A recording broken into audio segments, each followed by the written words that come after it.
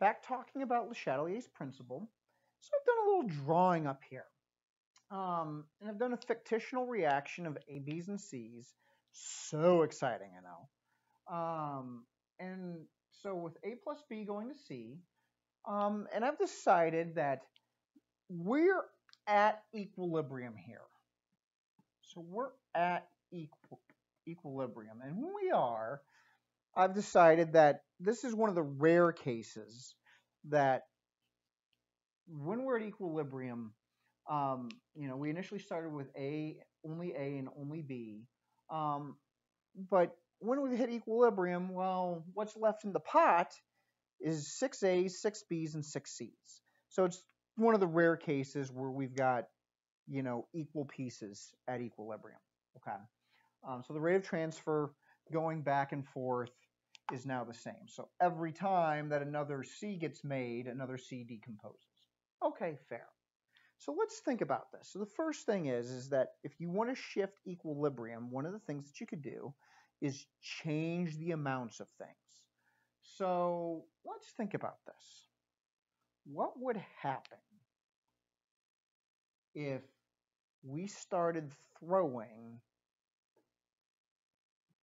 more A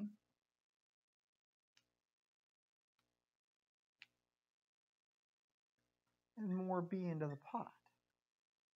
And actually, it would work just fine if we threw only A into the pot, but let's think about both. Well, okay, if we were just starting the reaction, what would we do? We would add A and B together. Oh, well, we're at equilibrium, and then we decided we wanted to kind of give things a little bit of a goose. Oh, so if we're at equilibrium and we add more reactants, we're going to get more products. So if we add more A and more B, in order to keep that ratio the same of products and reactants, this is going to result in more C. Okay, that makes some sense. Well, let's think about another scenario then. And we'll get this stuff out of here. Decided to use an old shirt for my eraser because my boards were getting too dirty. And I know you out there in cyberspace just really wanted to hear that. Okay. What if I decided that equilibrium, I decided to throw more C into the pot? Well, wait a minute. First of all, why would I want to do that if I'm trying to make C?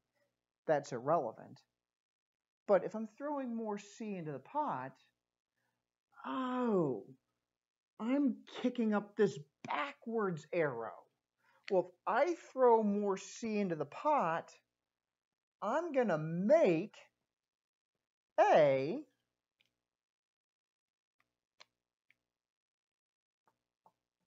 and B in order to keep that ratio the same.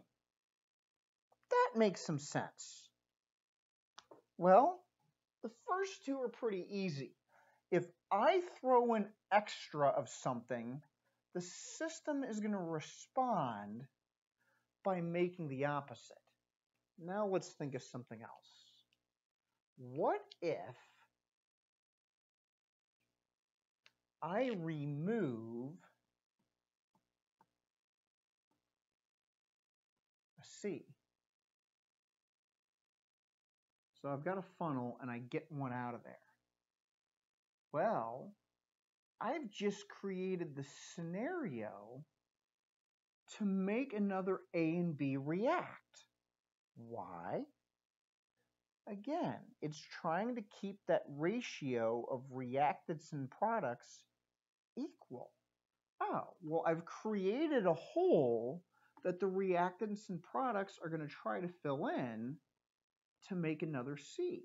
I might have to remove two C's in order for that to happen.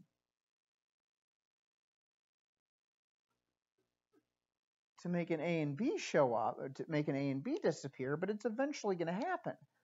My reactants are going to try to fill that hole. okay, now I need to do a little bit of counting.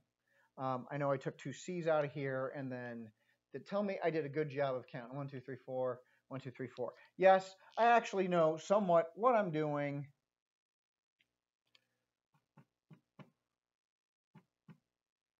So let me throw a B and a B and another an A and another A in here. I don't know if that's exactly where they were, but that's going to have to do. Okay. Well, last thing. Well, you know what I'm going to do now. I'm going to do the opposite. What happens if I start taking A's and B's out of there, or just an A or just a B? Well, if I start taking an A and B, well, my C is eventually going to start trying to fill that hole. Because it's going to say, wait a minute, my ratio is wrong. The process is going to kick back up again in order to try to make that ratio correct. So some of those C's are going to decompose, fill in that back arrow, and try to make it correct. Okay? So this is what we mean. You can mess with concentration to disturb equilibrium. You can either add things to make them more concentrated, and that will push equilibrium one direction, or if you remove things, you're actually pulling it to you. First concept down.